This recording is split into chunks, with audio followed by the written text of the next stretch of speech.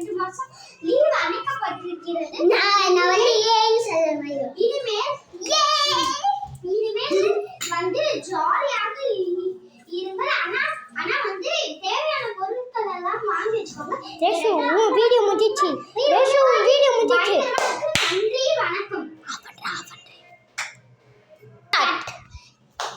வணக்கம். இன்றைய செய்திப்பு இங்க மிக மிக மிக மிக கனமழை காரணத்தினால் வள்ளிக்கு 2 நாள் விடுமுறை கைக்கு வச்சுனா துண்டாயிடாது. அறிவிப்பு. அவ்வளவு வேகமா சாப்பிடுற. நன்றி.